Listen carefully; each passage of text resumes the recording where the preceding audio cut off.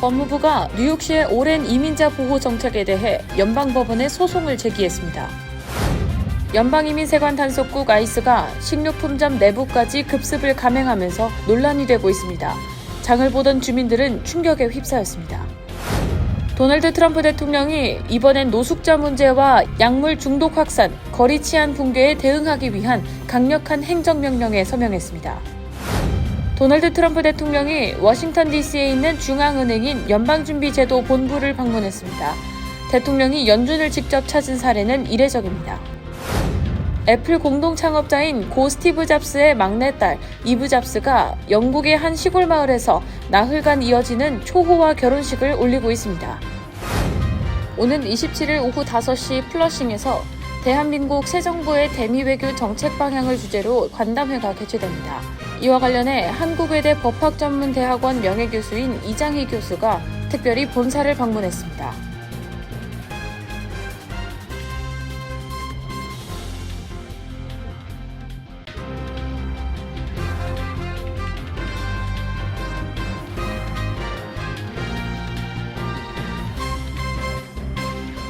시청자 여러분 안녕하십니까? KBTV 뉴스9 전상입니다. 도널드 트럼프 행정부가 추방 단속을 강화하면서 연방 이민법 집행에 협조하지 않는 피난처 도시들을 직접 겨냥했습니다. 법무부가 뉴욕시의 오랜 이민자 보호 정책에 대해 연방 법원에 소송을 제기한 것입니다. 소송은 이민 정책을 둘러싼 트럼프 행정부와 민주당이 장악한 도시 그리고 주 간의 최근 갈등을 보여주고 있습니다. 팸 본디 법무장관은 보도자료에서 뉴욕 지도자들이 시민을 보호하기 위해 나서지 않으면 우리가 나서겠다고 밝혔습니다. 브루클린 연방법원에 제출된 이 소장에서 법무부는 뉴욕의 정책이 미국 헌법의 최고권 조항을 위반한다고 주장하며 법원에 뉴욕시가 해당 정책을 집행하지 못하도록 영구적인 금지 명령을 내려줄 것을 요청했습니다.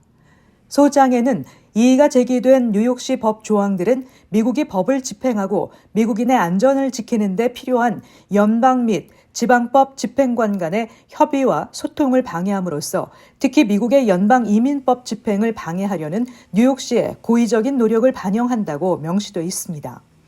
법무부는 또 뉴욕시가 국토안보부의 규정을 준수하지 않는 것이 ICE 직원들을 상당한 신체적 위험에 빠뜨리는 경우가 많다고 주장하며 총격 사건으로 국경 순찰대 요원이 병원에 입원한 사건을 포함해 연방 이민 관리들이 연루된 최근의 여러 주요 사건을 언급했습니다. 총격 사건과 트럼프 행정부의 대응은 5개 자치구의 이민법 집행과 관련해 아담스 시장과 백악관 사이의 위태로운 평화를 깨뜨린 것으로 보입니다. 트럼프 대통령의 국경 담당관 탐 호머는 지난 월요일 시의회가 시 교도소에 있는 라이커스 섬에 연방 법 집행기관 사무실을 개설하는 것을 차단한 후 ICE가 요원들이 뉴욕시에 넘쳐날 것이라며 위협을 강조했습니다. 하지만 아담스 시장이 백악관과 전쟁이 아닌 협력이라는 입장을 고수하고 있음에도 불구하고 법정 공방이 벌어지고 있습니다. 뉴욕의 일련의 피난처 정책은 1980년대부터 시행돼 왔으며 연방 이민국 요원과 지역 법 집행관 간의 협력을 제한합니다. 백악관은 피난처 도시들을 단속하며 2월 연방 기관들이 서류 미비 이민자들에게 재정적 혜택을 제공하는 모든 프로그램을 파악하도록 지시하는 행정명령에 서명했습니다. 연방 이민세관 단속국 ICE가 연일 미 전역에서 이민자 단속을 강화하고 있는 가운데 캘리포니아주 한인 밀집 지역 인근 쇼핑몰의 마트 내부까지 급습을 감행하면서 논란이 되고 있습니다. 펜실베니아에서도 한 마트를 대상으로 체포 작전을 벌여 14명을 체포하기도 했습니다. 김은지 기자의 보도입니다. 지난 월요일 캘리포니아주 온타리오시에서 식료품점을 급습한 아이스의 체포 작전이 벌어져 논란이 일고 있습니다. 온라인에 공개된 영상을 보면 아이스 요원들은 직원 전용 구역까지 들어와 마트 내부를 샅샅이 뒤지는 모습이 담겼고 장을 보던 시민들은 공포에 질려 나가라고 소리칩니다. 급습 대상이 된 스테이터 브라더스 측은 아이스가 인근 도넛 가게에서 감시 중이던 인물이 마트 안으로 들어오자 그를 뒤쫓아왔다고 설명했습니다. 현지 경찰은 이번 이민자 단속에 대해 이날 오전 9시 45분경 연방 요원이 폭행을 당했다는 신고 접수를 받고 현장에 출동했으며 해당 요원들이 정식 공무 수행 중임을 확인한 뒤 경찰이 더 이상 개입하지 않았다고 밝혔습니다. 이민당국은 이 과정에서 시민권자를 포함해 3명을 일시 구금시켰습니다. 공개된 한 영상에 따르면 체포된 시민권자는 도망을 치던 중 지나가던 SUV 차량에 도움을 요청했지만 결국 요원들에 의해 거칠게 진압되며 체포됐습니다.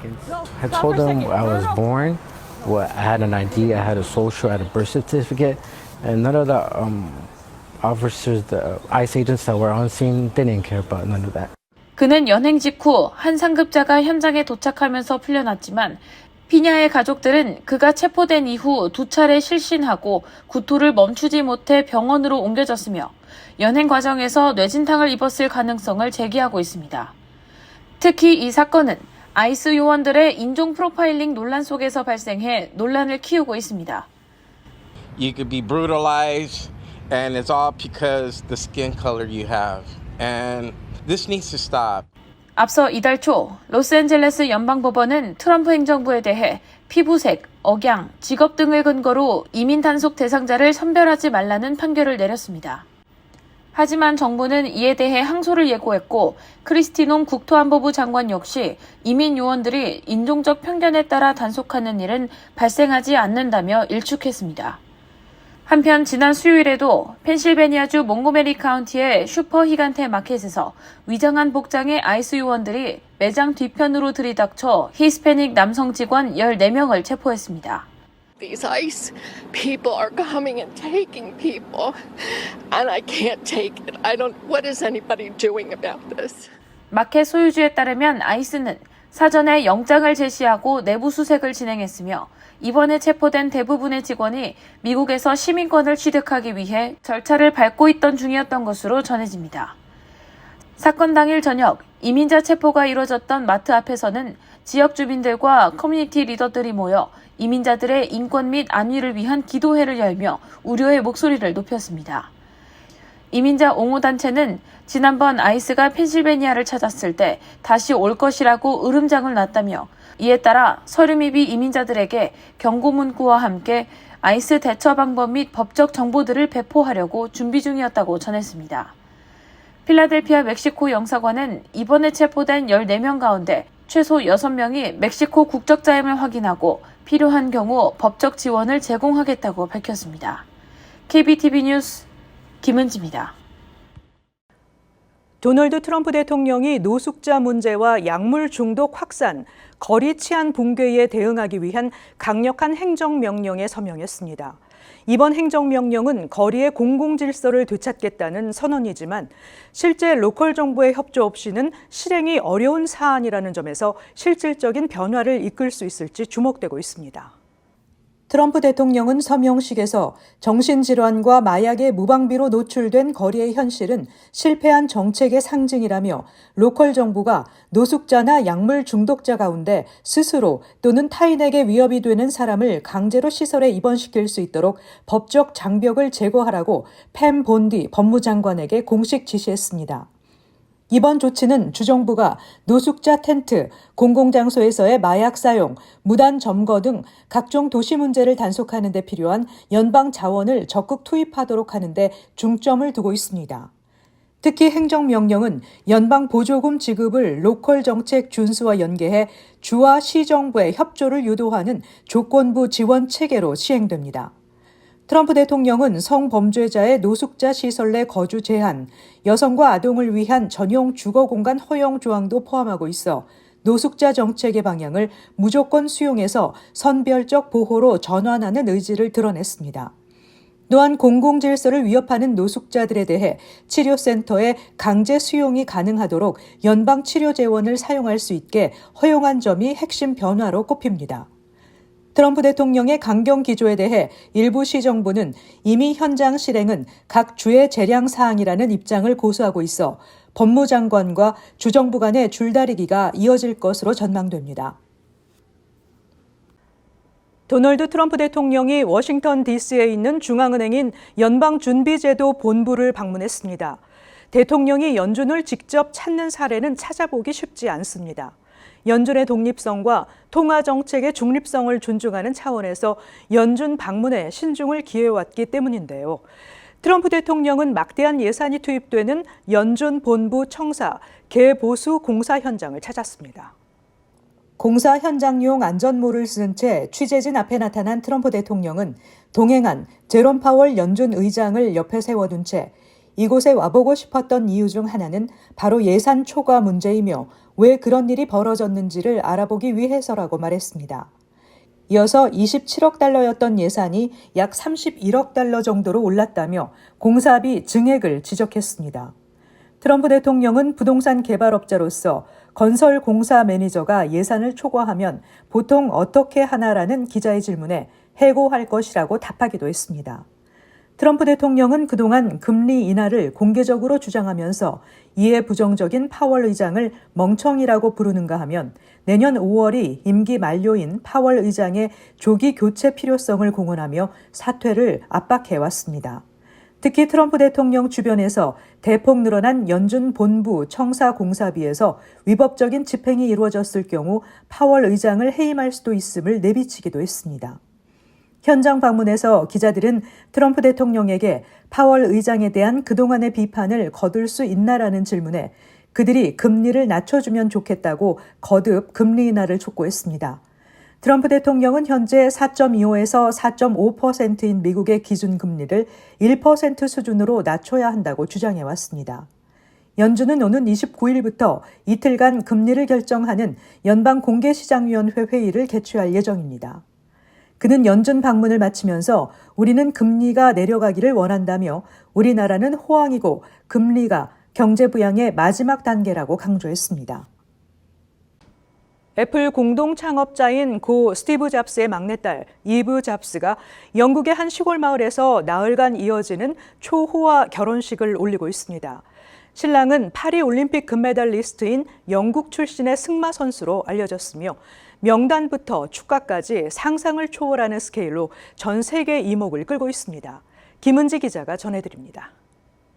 고 스티브 잡스의 막내딸 27세 이브 잡스가 영국 옥스퍼드셔의 한 시골 마을에서 결혼식을 시작했습니다. 총 나흘간 진행되는 이 행사는 마을 전체가 사실상 봉쇄되다시피 한 가운데 치러지고 있습니다.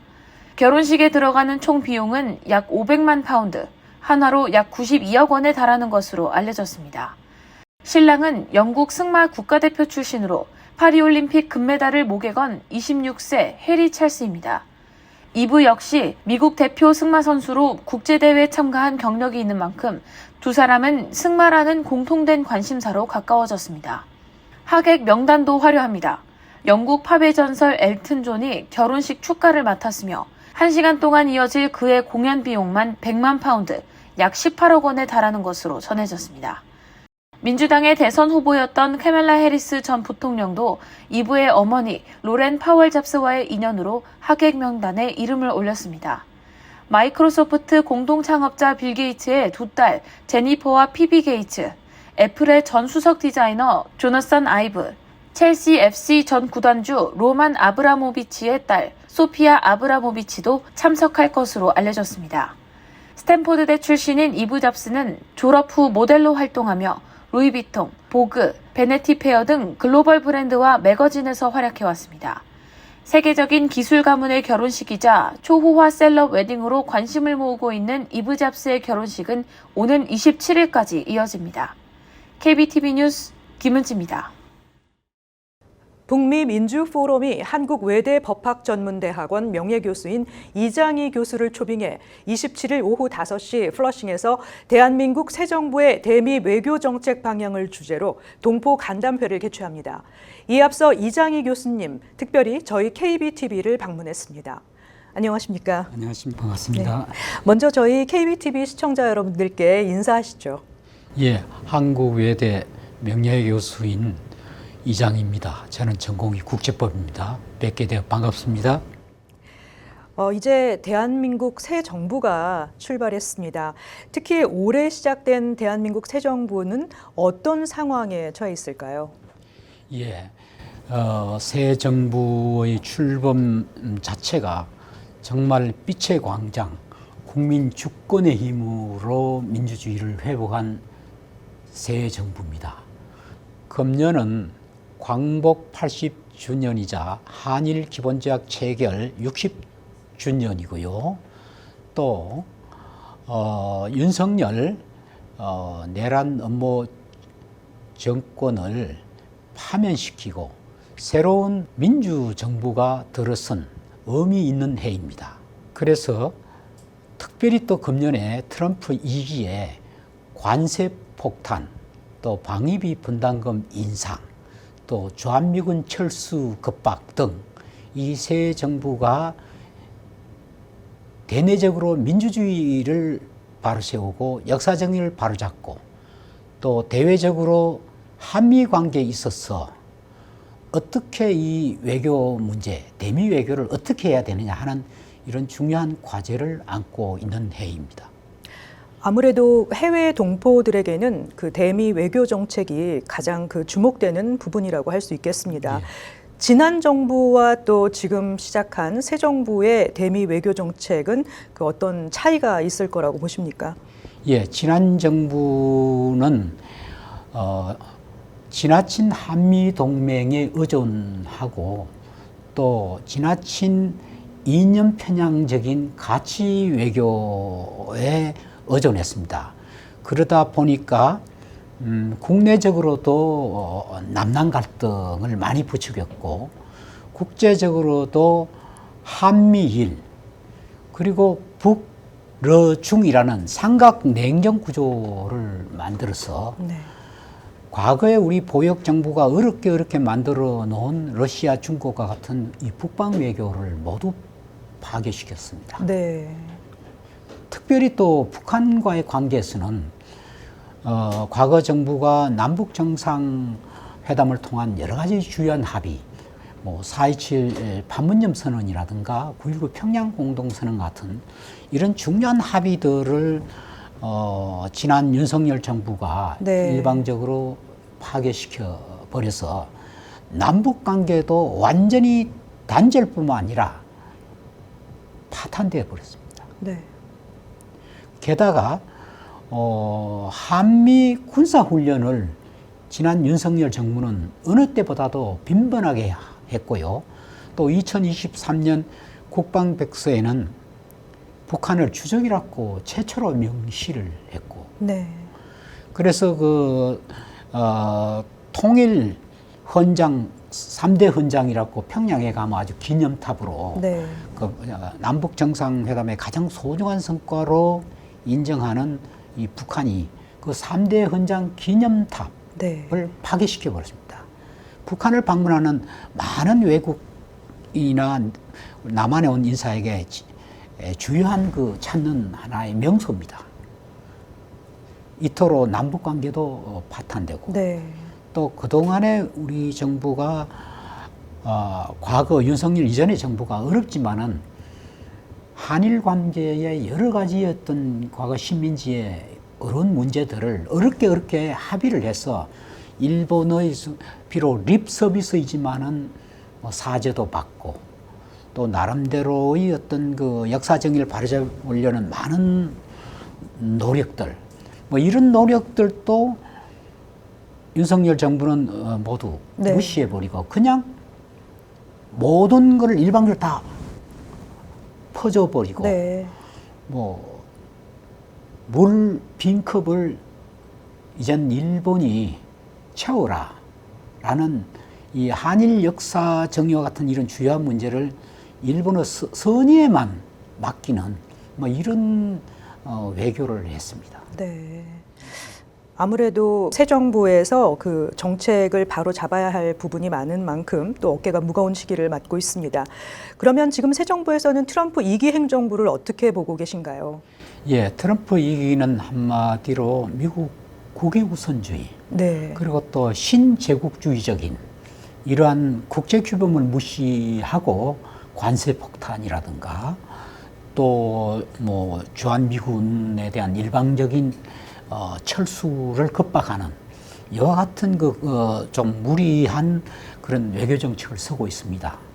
특별히 또 한국은 미국하고 여러 가지 역사적으로도 우리의 한반도의 대내적인 문제에 많은 영향을 주는 나라이기 때문에 네. 미국의 외교 정책 또 우리 대미 외교 정책은 대단히 우리 국민들의 삶에 중요한 영향을 미칩니다. 네. 그럼에도 불구하고 트럼프 2기는 과거 바이든 정부와 달라서 말은 굉장히 엄격하게 이렇게 엄하게 하지만 그러나 또 갑자기 또 이렇게 협상의 폭이 왔다 갔다 합니다. 네. 그래서 저는 위기이자 하나의 잘 이용하면 기회이기도 하다 이런 생각이 듭니다. 맞습니다. 아무쪼록 이 기회를 우리 대한민국이 위기를 기회로 삼길 바라는 마음입니다.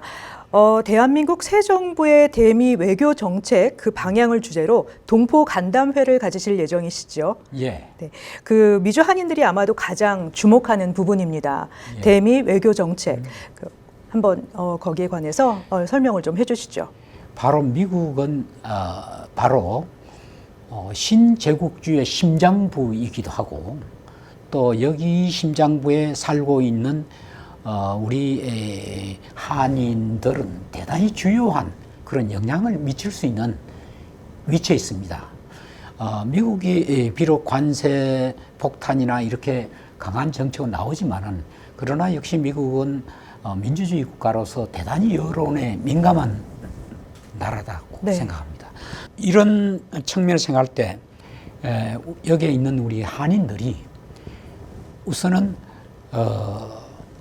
미국에 있는 이 미디어라든가 여기에서 한국과 미국이 서로 같이 윈윈할 수 있는 네.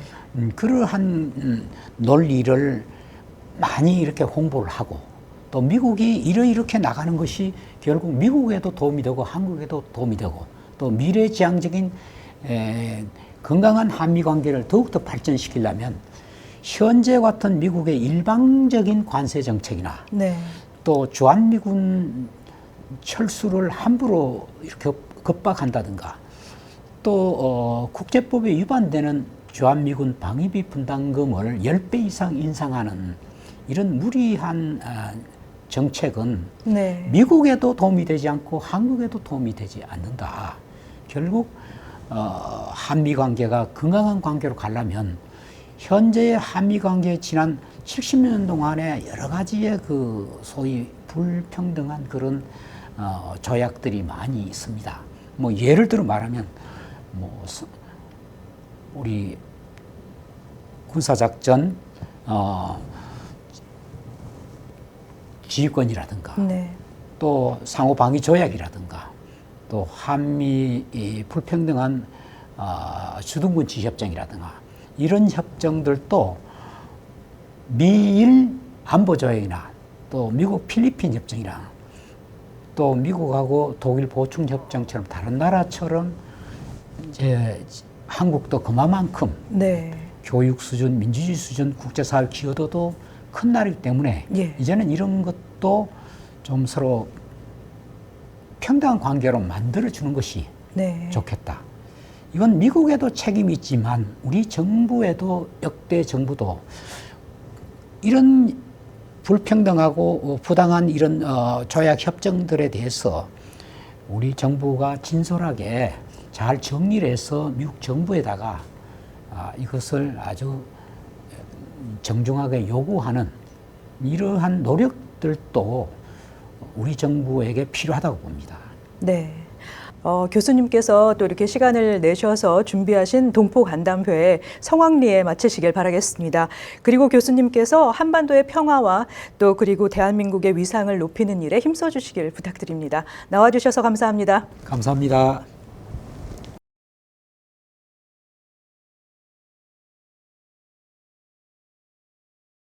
연방질병통제예방센터는 코로나19 확진자 수가 뉴욕과 뉴저지를 포함한 전미 26개 주와 워싱턴 DC에서 증가하거나 증가할 가능성이 높다고 밝혔습니다.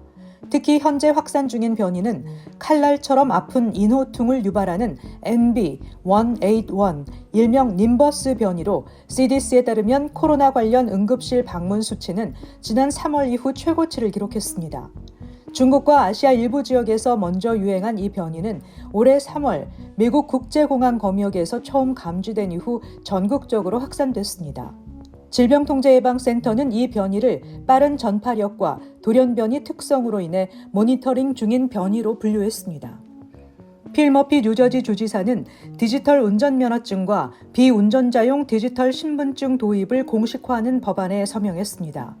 뉴저지주는 이를 위해 2025 회계년도 예산안에 150만 달러를 편성했으며 이 자금은 2026년까지 사용할 수 있도록 계획돼 있습니다. 디지털 신분증 도입은 현재 15개 주와 푸에르토리코에서 시행 중인 모바일 운전면허증 프로그램과 같은 방식으로 추진될 예정입니다. 또 워싱턴 DC를 포함한 10개 주도 이 프로그램 도입을 준비 중입니다. 이번 디지털 면허증 도입은 리얼 아이디와는 별개로 진행됩니다. 컬럼비아대로부터 100기 토항을 받아낸 트럼프 행정부가 다른 대학들과의 벌금 협상에도 착수했습니다. 트럼프 행정부가 코넬대, 듀크대, 노스웨스턴대, 브라운대를 포함한 여러 대학과 협상하고 있으며 핵심 목표는 하버드대와 합의 도출이라고 월스트리트저널이 보도했습니다. 트럼프 행정부의 날을 세워온 하버드대에는 수억 달러에 이르는 벌금을 요구할 방침입니다. 앞서 컬럼비아대는 교육부가 제기한 반유대주의 방치 혐의와 관련해 3년에 걸쳐 벌금 2억 달러를 납부하기로 했습니다. 이에 따라 지난 3월 중단되거나 보류된 연방보조금 대부분이 복원될 것으로 보입니다. 컬럼비아대 합의는 다른 대학들과 연방정부의 관계에 하나의 선례로 작용할 전망입니다. 특히 고등교육계에서는 하버드대 지도부가 컬럼비아대와 비슷한 길을 걸을지 눈여겨보고 있습니다. 하원 외교위원회 동아시아 태평양 소위원회 위원장으로도 일하고 있는 영킴 의원이 한미 파트너십 법안을 발의했습니다. 이 법안은 한미 자유무역 협정을 기반으로 전문 기술을 갖춘 한국 국적자들에게 연간 15,000개의 고급 기술 비자를 할당하는 내용을 담고 있습니다. 단 해당 비자를 통해 고용되는 인력은 미국 내 구직자로 대체가 불가능한 직무임을 고용주가 입증해야 합니다. 김 의원은 한국의 고급 인력은 미국의 경제와 국가 안보 강화에 크게 기여할 수 있다며 양국 모두 혜택이 되는 길을 열 수 있다고 밝혔습니다. 잠시 후 커뮤니티 브리핑을 전해드립니다.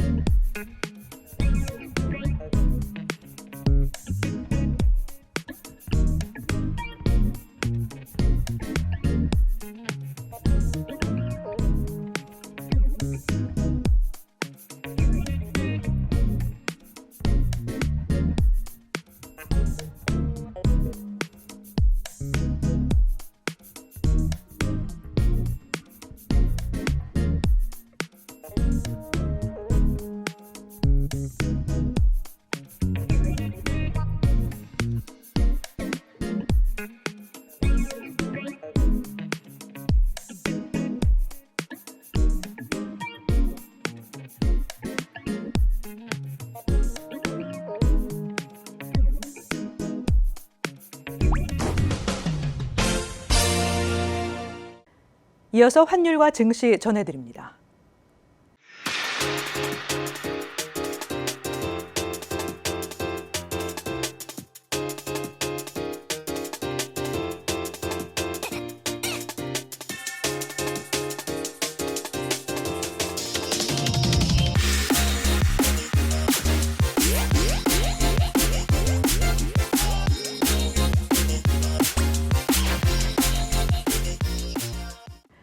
잠시 후 뉴욕과 뉴저지 날씨 전해드립니다.